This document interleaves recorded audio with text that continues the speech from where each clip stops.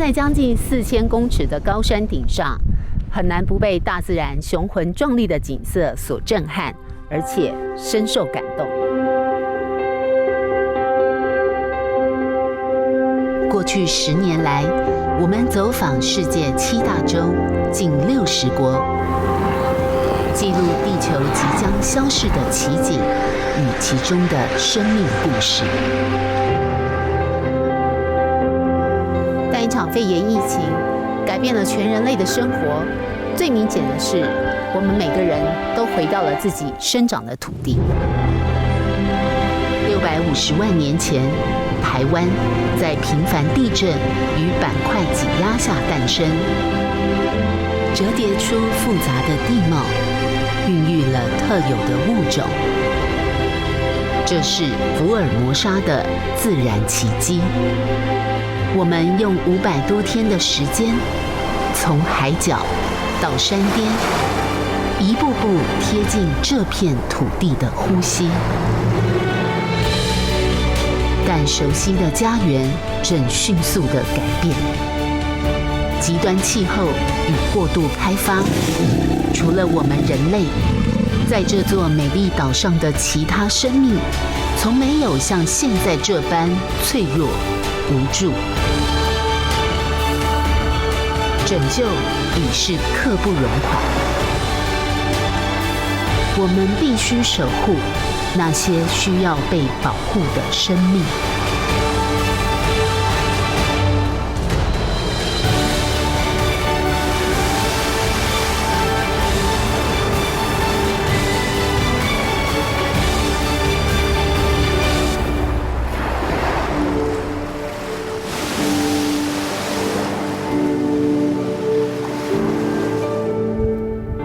因为这是我们真爱的家园，台湾。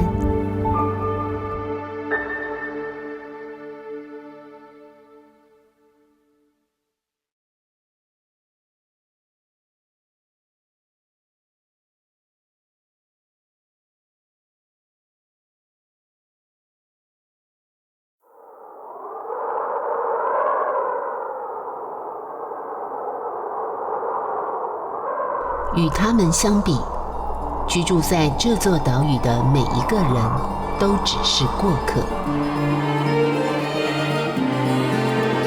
在地球悠久历史中，台湾是个新生的岛屿。3000公尺的高山，268座，密度之高，世界之最。但年轻的躯壳却承载着生命的古老灵魂。2亿年岁的块木种子，在冰河时期渡过路桥，来到台湾。狭窄岛屿从此布满偶遇山林。400年前，让航海者大为惊叹。但福尔摩沙的美丽，却带来了100年的发木哀愁。我们从台湾最北方的雪山山脉出发，从海拔300公尺一路攀登到3886公尺的雪山主峰，飞越圣棱线，来到大霸尖山，紧接着进入中央山脉与阿里山，最后登上台湾第1高峰3952公尺的玉山之巅。我们跟着森林护管员深山特遣，查灵气胸，寻访美丽岛最后仅存的护国神木。在人类滥发与气候浩劫下的你们，如今是否安好？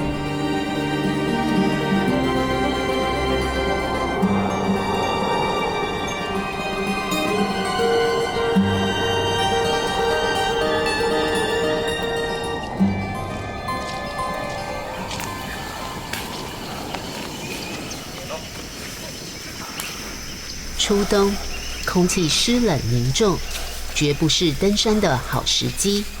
这边比较滑，但却有人选在此刻进入雪山山脉北段，最高人级的插天山。大家有没有问题？没有。好，那我们准备出发了。好，吴伟正，走着。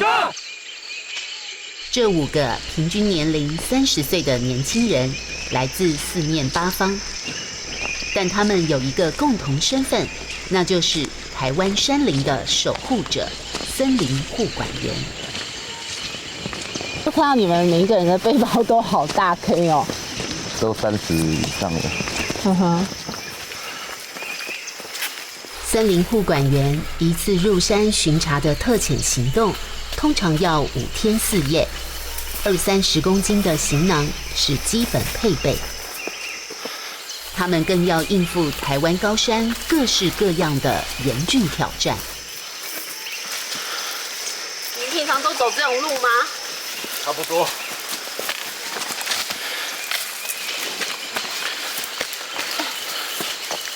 这里完全没有路。我们所处的插天山自然保护区，在不到5公里的直线距离，海拔从最低处的300公尺陡升到2000多公尺，所经之路全是原始森林。90度的悬崖峭壁，我们必须靠着绳索才能攀爬而上，但也唯有如此，才能一睹台湾山林最真实的面貌。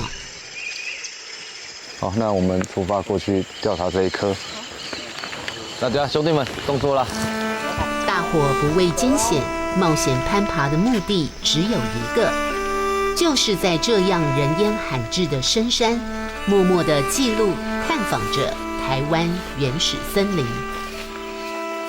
那个轩，你从那边那个角度丢给记者好不好？好，这样可以吗？再高一点。好，这样子呢 OK 的话就来报数。坐标 X294460，胸径10米48，自下高16，树高46。眼前这一颗相当于15层楼高，需要好几个人才能环抱的巨木，也正是他们要守护的对象。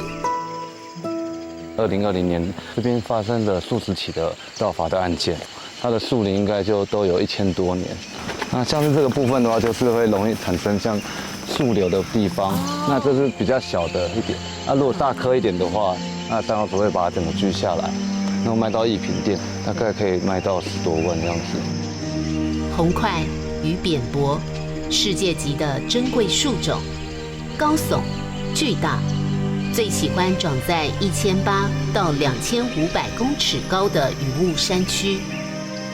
它们生长缓慢，50公分的树径就需要100年。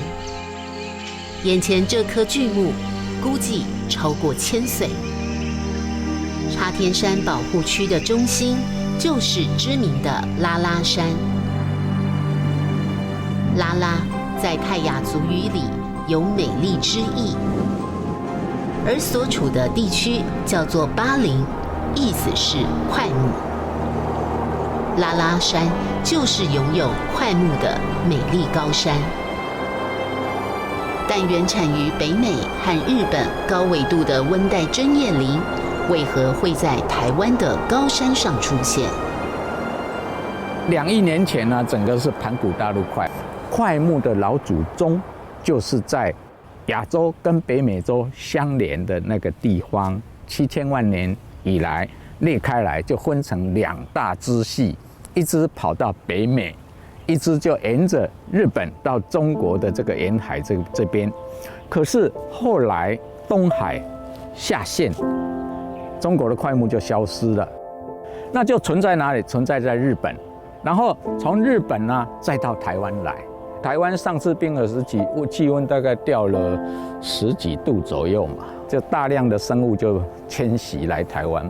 那快木我是认为大概是150万以降就来到台湾，同时间来自云南、东喜马拉雅山系、玉山岩柏啦、冷杉啦、铁杉啦等等的这些针叶林啦、阔叶林啦，一样就是汇集到这里，所以台湾变成是整个大东亚整个西南亚，整个这个华北、华南，整个一带的最后众生最后的诺亚方舟嘛。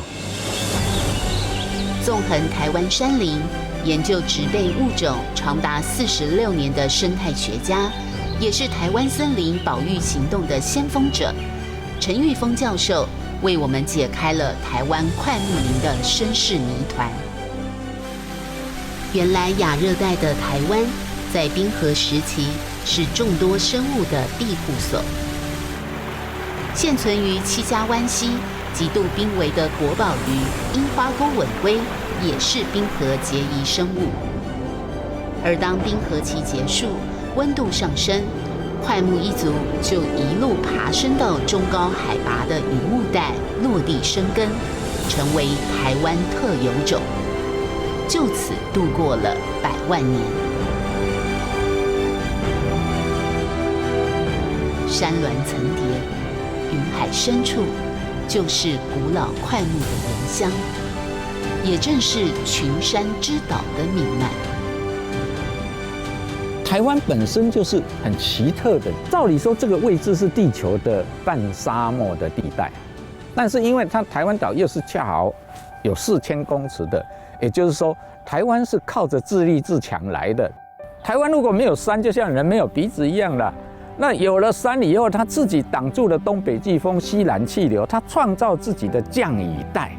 明明嘉义平地一年的降雨只有1000多公里，阿里山区一年达到4500公里的降雨量以上，所以快木就是恰好存在在全台湾的最核心的降水水源的中枢地段。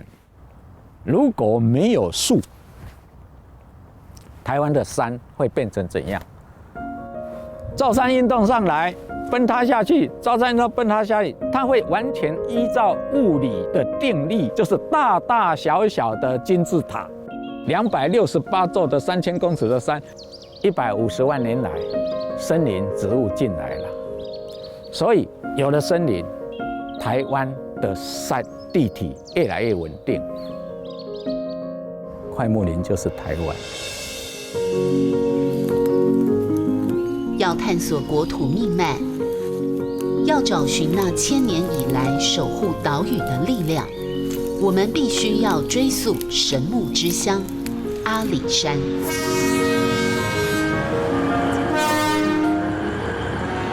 作为台湾最知名的景点，在自然历史上，阿里山拥有全世界独一无二的1000年神木群，但只是曾经。园区里面树龄超过3000年，唯一的一棵。哦。不过它已经在86年倾倒，然后87年把它放倒。我们现在所看到的就是剩下的遗迹。那它原本还立着的时候的一个树高是50公尺，树围25公尺，16个到18个人合抱。以往已被伐木的都已经运出去了，这一棵是当时候没有被伐的。那它的原因可能就是中空。19世纪，日本森林学者本多敬六在玉山东峰采集了第一份红块标本，也就开启了长达80年的台湾快木砍伐史。阿里山から出る木材の集産地であることが鍵市を活気づけております。16万坪の台湾総督府営林所経営の貯木場に最新式の製材機を装置し、その規模の大いなることはいかなる巨材をも自由にし、本邦製材工場中稀に見るものでありまして、東洋一の製材所と言われております。日本人给了阿里山东洋第一的美名，但举世无双，1000年珍贵的神木群就此走向灭亡的命运。阿里山旧火车站对面的那里的扁柏纯林是全球最高材积的，密度最高的一个回忆录写着你把斧头要拿起来要砍的时候呢，一挥就碰到另外一棵，你密到你没有办法去砍。那个时候的记录是1公顷采集高达3000立方公尺。你去查全球的森林，哪一座森林可以1公顷超过3000立方公尺这么巨大？现在大概只有热带雨林的那个很密集的地方才可能啊。全球的森林平均1公顷地里面，如果有500到600公顷，就算还不错的林地了。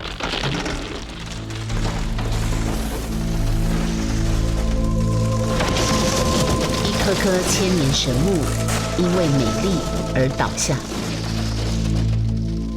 因为芬芳而被发。现在最受游客喜爱，欲争取联合国世界遗产的阿里山小火车，就是100年前负责载运这些神木远离了生长的土地。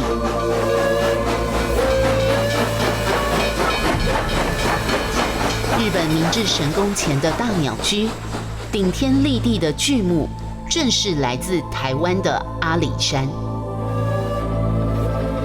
短短30年内，总计30万棵阿里山千年巨块，无尽藏的蓊郁山林，从此成为悲伤的记忆。过去30万棵的时代可以超过3000年，我常常看着那个照片都想哭啊！我第一次看到招屏上面的那个扁薄的纯林，一颗一颗整齐，几乎是整齐的状态，胸径2公尺、3公尺、4公尺，我激动不已啊！阿里山林场成为快木坟场，接下来太平山、八仙山，直到1945年战败结束殖民统治，日本总计从台湾掠夺了高达2500万立方公尺的原始山林，而之后迁台的国民政府百废待举，在以林养民的政策下，又扩大林场，再一次以经济开发作为最高前提，于是存在台湾100万年珍贵原始的快木林就此全面沦亡。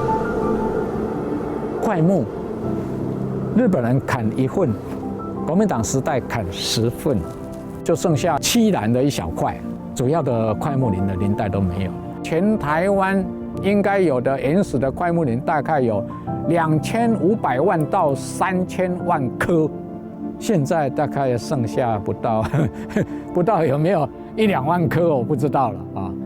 像现在整个阿里山30万棵，砍剩下的大概是40棵吧，40几棵。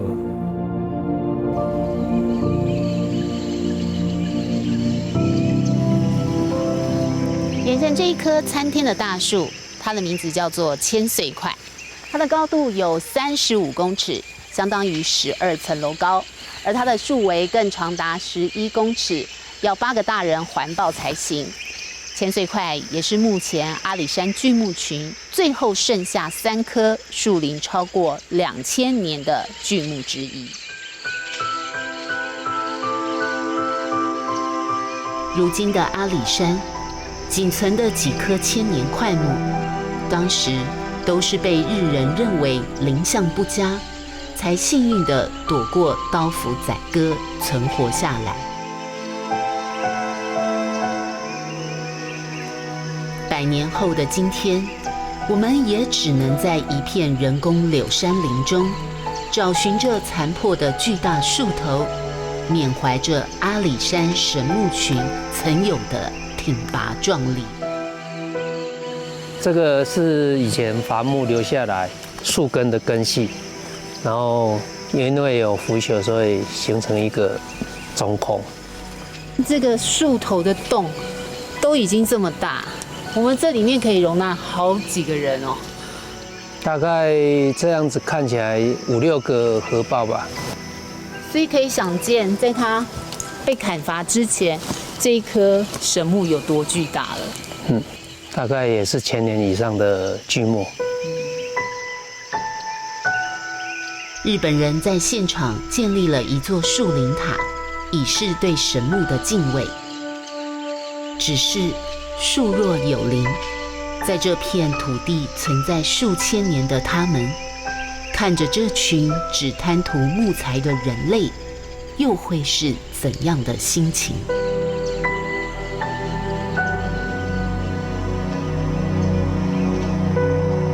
千年神木林，在我们有生之年都不可能再有。1987年，最后仅存的丹大林区数百公顷红块原始林被发，以陈玉峰教授为首的学界环保团体一同走上街头，为森林请命。台湾100年发木的血泪悲歌才总算落幕。从1912年阿里山小火车通车的那一刻，直到1991年政府宣示全面禁伐天然林，历时80年的大伐木时代才宣告结束。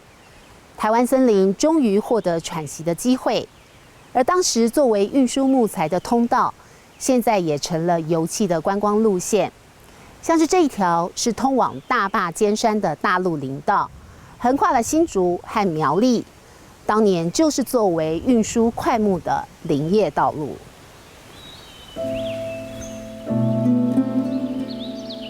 从前的林场也成为今天的森林游乐区。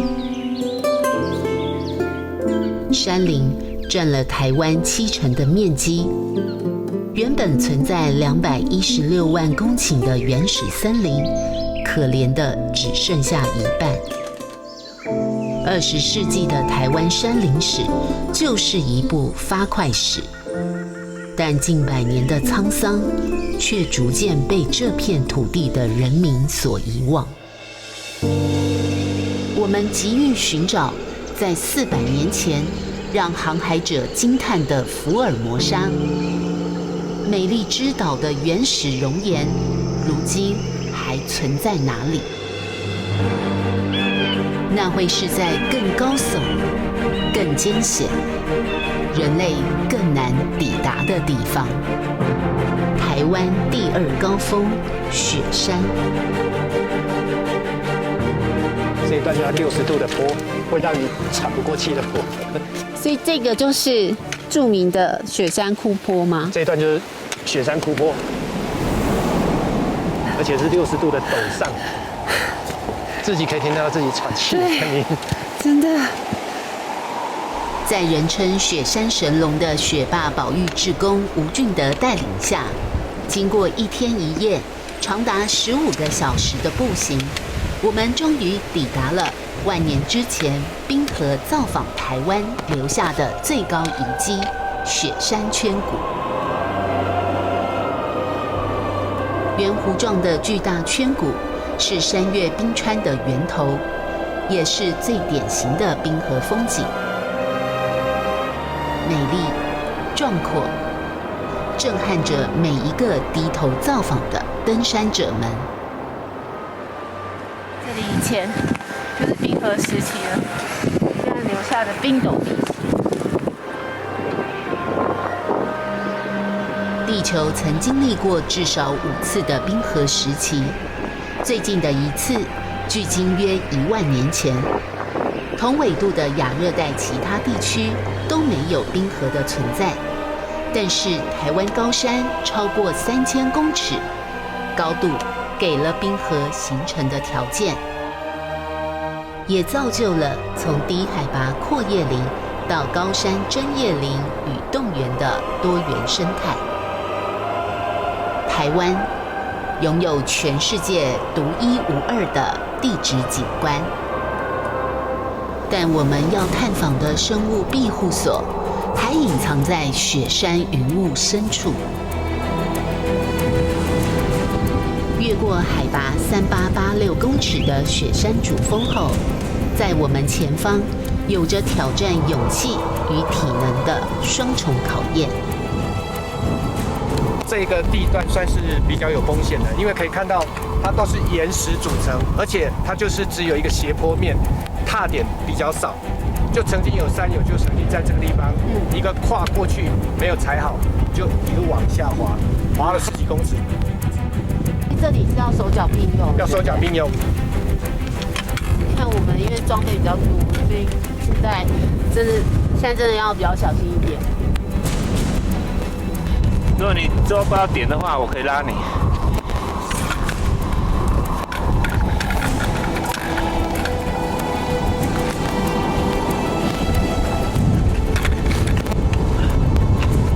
那这长风有几级啊？悬崖峭壁，必须步步为营，因为生死就在一瞬间。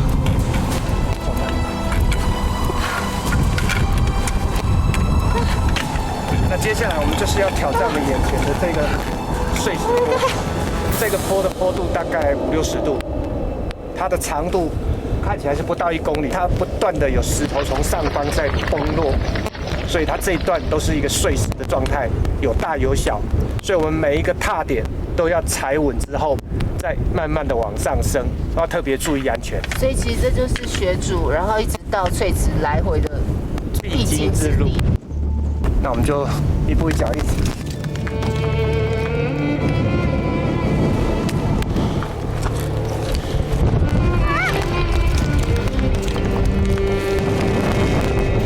狂风、浓雾、空气稀薄，每口呼吸是颤抖而困难，每个步伐下都是颠簸与蹒跚。我们在3000多公尺的高山碎石坡上，体验着最严酷的大自然。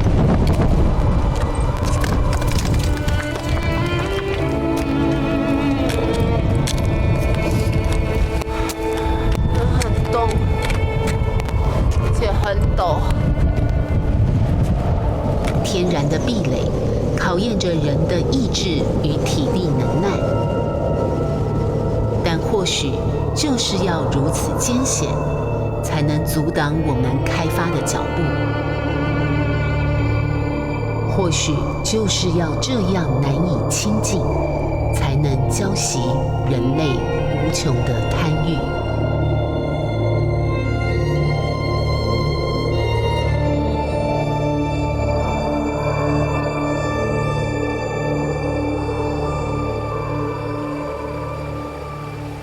这里是台湾海拔高度最高的高山湖泊雪山翠池，高3520公尺。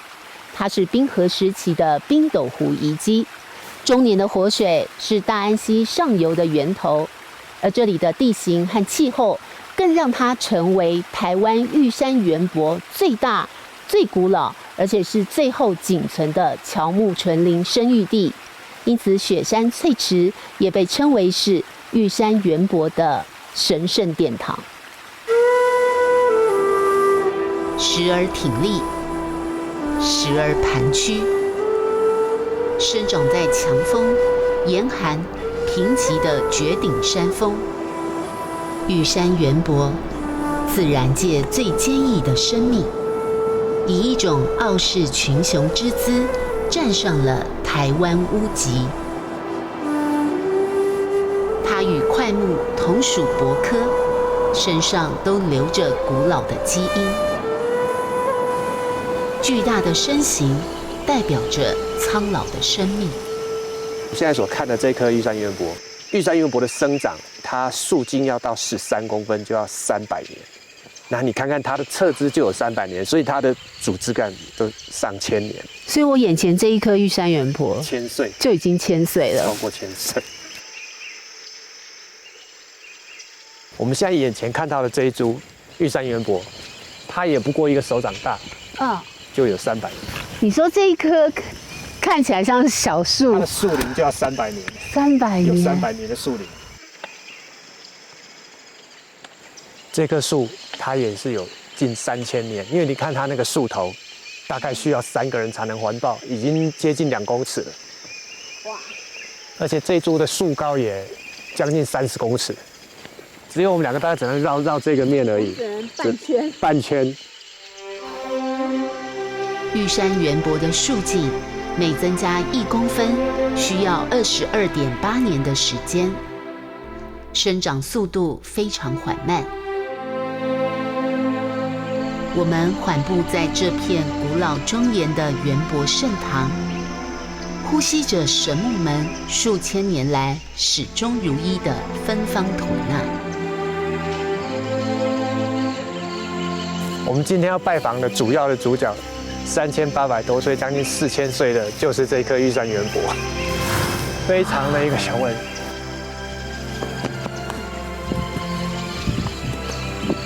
这里到这里，对。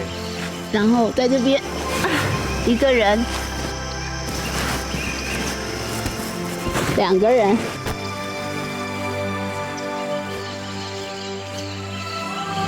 ，3个人，要足足4个人。哎呦，到铁山，要到这里，对，到这里，4个人，真的是要4个人才能够环抱3800岁的玉山圆柏。植物学家曾经记录到5000岁的玉山圆柏，是目前已知最高树龄的树种，更是台湾地质与气候的历史见证者。与它们相比，人类的生命渺小短暂的，犹如浮游一瞬。所以这棵玉山圆柏，它见证了台湾3800年的1000年的气候变迁，对，它还是依然这么的茁壮屹立在这里，帮我们守护着台湾的山铁线。它应该是最了解台湾这片土地的神木了。数千年来，玉山圆柏就站在台湾高山最顶端，抵抗着强风霜雪，睥睨着万丈天地，守护着我们的美丽山河。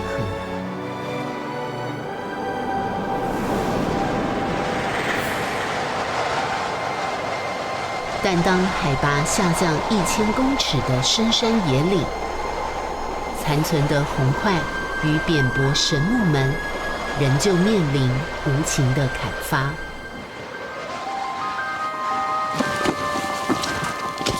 经过3天2夜，我们跟着森林护管员翻过拉拉山，到了桧山。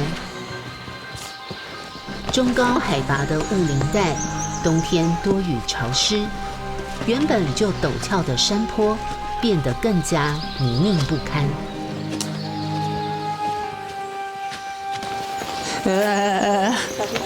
好，跟着那边沉。好，我们个个举步维艰，但这里也正是残酷的案发现场。前方也是一个红桧被砍伐的盗伐现场，已经闻到这里有很浓的桧木的味道。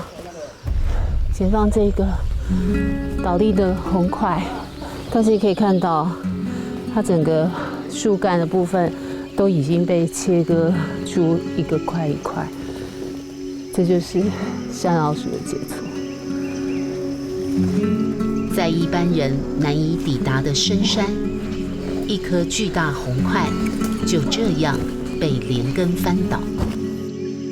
树干当中最粗壮的部分早已被大卸8块，残缺不全。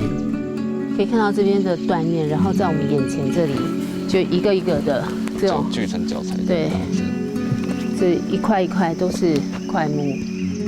这个当时的状况是怎么样？我看到现在满地都是桧木的方块，对，然后这里整个树干已经不成树形了，全部被切成这样子一块一块的方块，立体方块。山老鼠经过的时候发现的，然后就把它不断的一块一块的锯切成脚材，然后把它搬运出去，然后拿去贩售。那像你可以是闻闻看，这个是红桧它的味道，有一种那种淡淡的清香，那种桧木香味。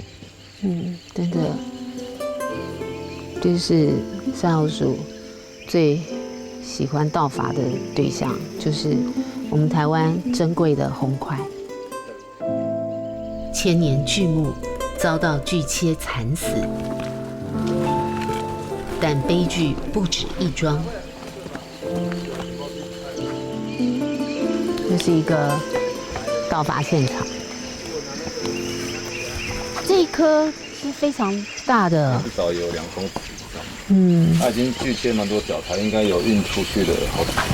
就是空洞的话，那就是被山老鼠丢弃在这里，然后他们就会选完全实心的带走。这一棵有20几公尺，都有20出头。现在就只剩下残骸了。森林木部分的话是让人感到最痛恨的，那个活生生的一个那么大的巨木，要数百年，甚至上千年、1、2千年的。那他们为了部分的树瘤，因为他们把它锯倒下来砍比较方便，而不是上去把锯那一块树留下来。然后这样把一棵整个活的那么大的块木把它放倒，那真的是最恶劣的。市价的话，红桧的话一地方是18万左右啦。那坊间一品店收的价格就不太一定了。有一个卖家啦，那他的月收大概有开到300这样子。几十公尺高的巨木，曾经因为难以接近，度过大伐木时代，侥幸存活下来，但最后还是躲不过人类的刀斧。就在这个生长了数百年的雾林带，孤寂倒下。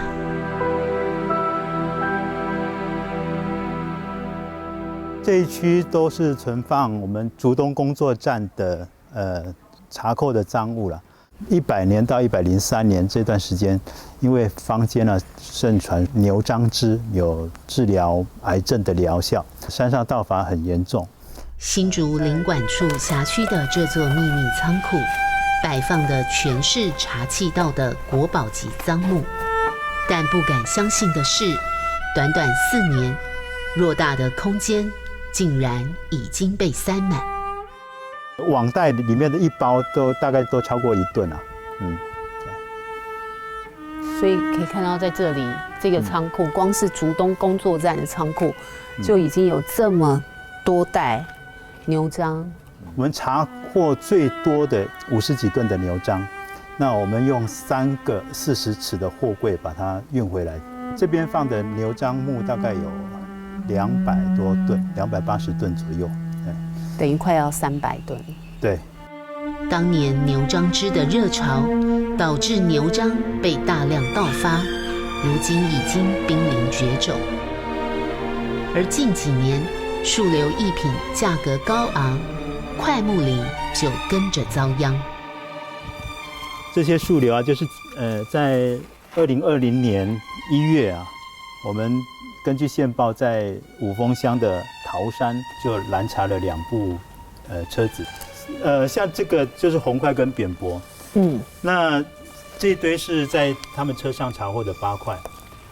那后来我们去山上，又在山上去把山上他们已经切好放在那山上还没有来得及运下来的，那总共有20几块，把它再被运下来。多少棵红桧和扁柏，然后被锯掉树瘤？它这个大概都是在活的树上把树瘤切下来，然后把它运下来。大概有10几棵的红桧跟扁柏的树上的树瘤被切下来。树龄都有好几百年。有好几百年，直径大概都1米以上了。对啊，比较大的有大概1.6米、1.7米这种直径。对，1.6米、1.7米，对，所以其实非常巨大。对，所以有可能有到1000年吗？到1000年是有可能。为了利益，然后这些盗伐者可以到深山里面去攫取我们的宝藏，就是利益的关系。树瘤堪比黄金，就跟象牙和犀牛角一样，美丽象征却面临杀戮。只为了证明征服者的地位与财富，千年神木就这样栽倒在滩面上。盗发案件每年都超过200多件，工作站不得不再开辟另一个赃木仓库来囤放。这个都是我手上经历过的，从刚刚讲的仓库是空的，到现在已经堆满。对山上这些木头被切成这个样子，特别是像这么大的神木级的木头，那个树木被切下来，当然我们会觉得很心痛，特别是你在山上看到这种状况，你会觉得非常的不舍，不好意思。人类似乎永远需要牺牲另一个物种，来满足自己的虚荣。生态学上有一个名词叫做贪累，祖先做错事了，祖先走了，但是子孙要去承受这些后果。森林砍掉之后，它造成土石横流，造成整个的地土溃竭，造成生态体系的全面性的瓦解，40到50年才看得到灾难。人类重重虐待下，大地反扑，秀丽江山上的一道道伤疤，难道我们再也无法弥补了吗？有个日文字，Satoyama，里山，邻里附近的山林，指的就是人类生活和自然的交汇之处。而里山倡议就是要改善现有过度开发，开创一个兼顾生活、生产和生态的永续经营模式，来达到人类与自然的和谐共存。这样理想的图像吸引了很多人的注意，因此在2010年，联合国生物多样性公约大会就通过了里山倡议宣言，很多国家都开始实践里山精神，台湾也参与其中，开创了林下经济。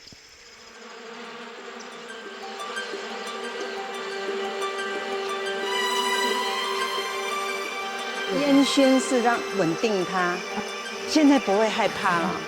刚开始以前刚刚开始被叮到我就糟糕了，我这一个头2个大。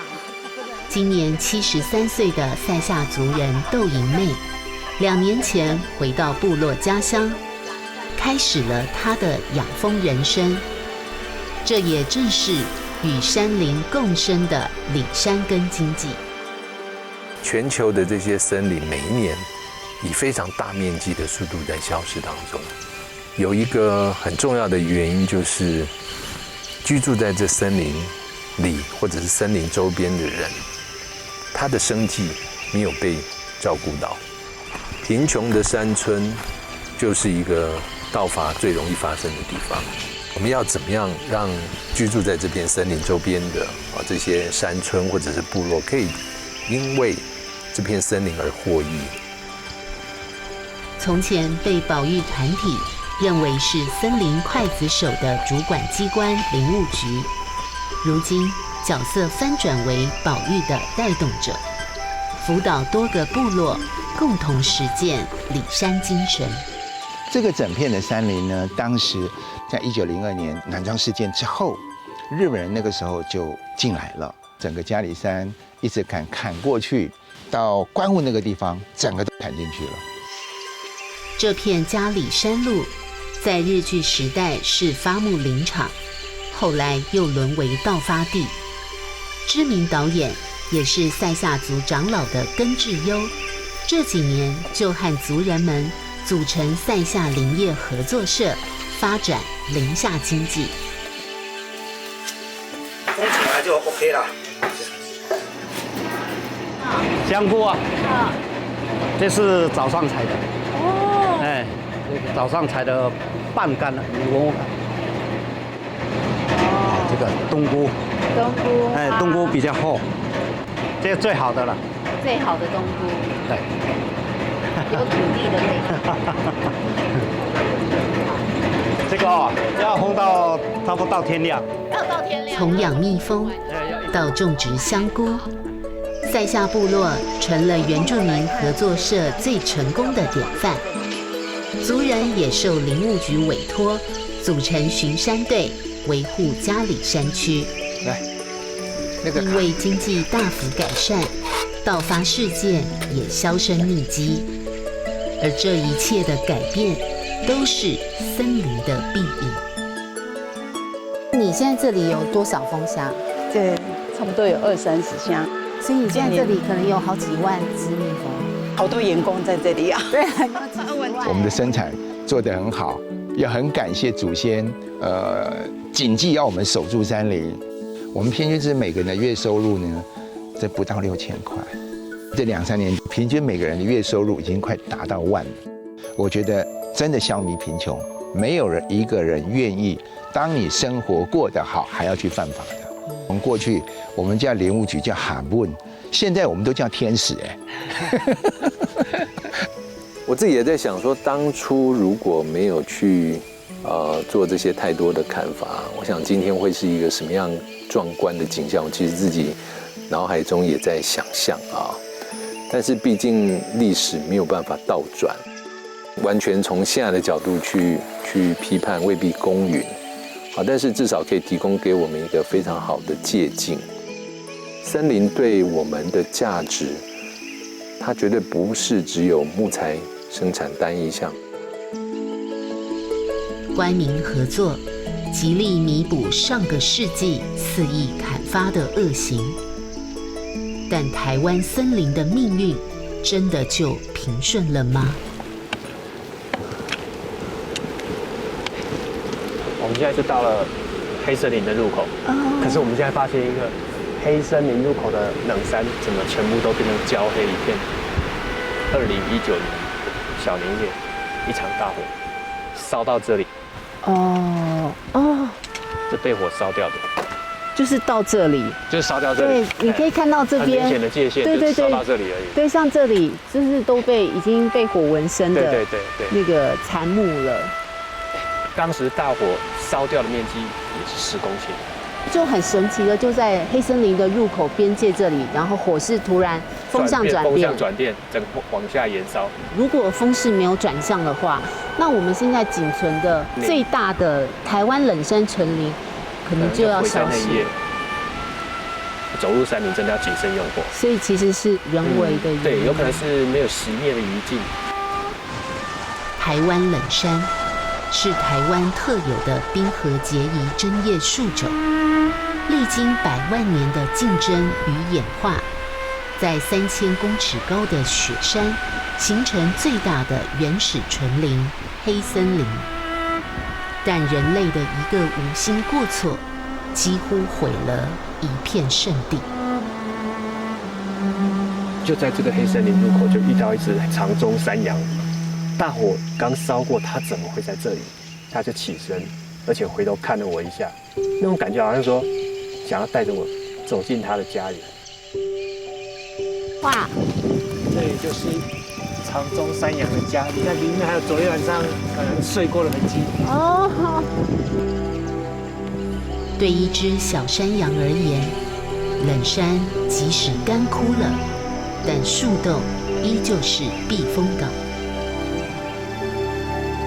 山林大地就是物种们的国度，而我们人类也都只是依附在大地的过客之一。150万年来，森林和地土就这样紧紧相系，生命相依。在无数次的地震、台风、崩落、侵蚀下，成为稳定岛屿的命定力量。尽管高峻，纵使严寒，它们始终在这里。于是，我们终于了解，从来不是人类在守护山林，而是山林一直在守护着台湾。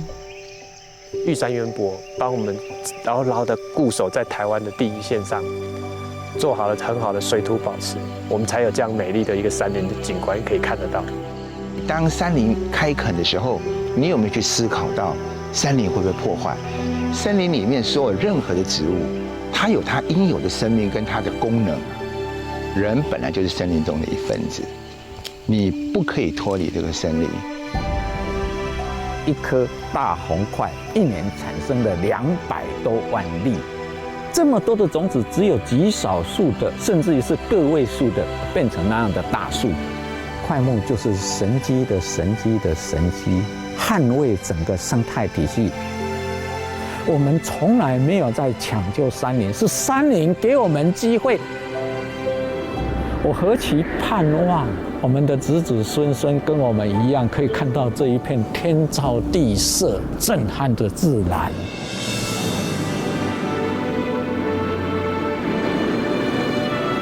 雪山之巅，盘踞着一片被大火肆虐过的玉山圆柏枯木。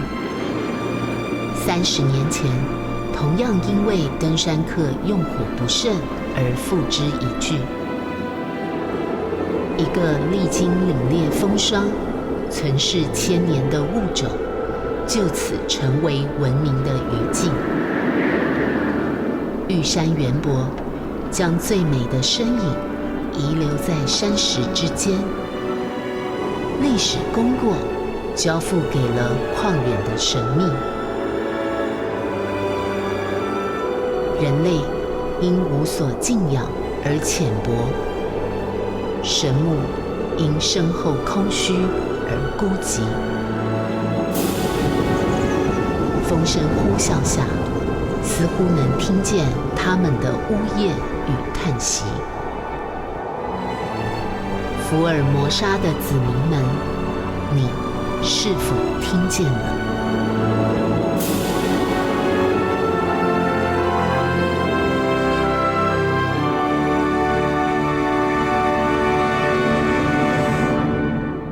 美丽的台湾山林，原住民视为是生命的起源与祖灵的圣地。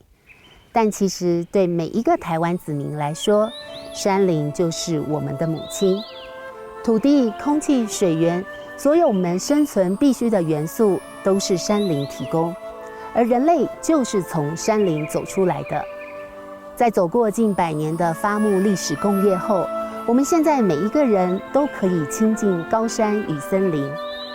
但我们是否真的能领悟人类与自然共荣共存的生命关系？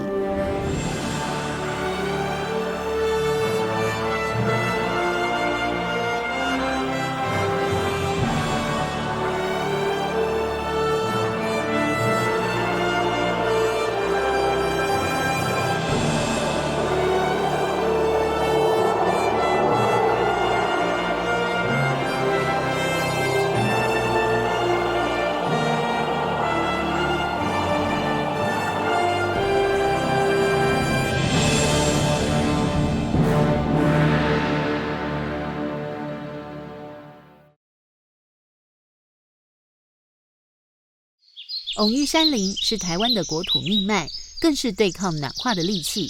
半导体龙头日月光与日月光文教基金会这几年来携手林务局，以实际行动富裕森林。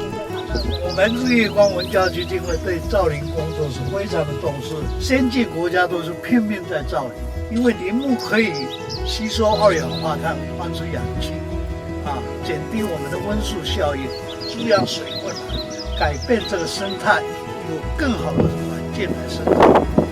选在北宜公路县界公园旁山坡上，日月光与林务局一起种植红蛋笔苗木，亲手种下小树苗，目标就是还原山林，永续环境。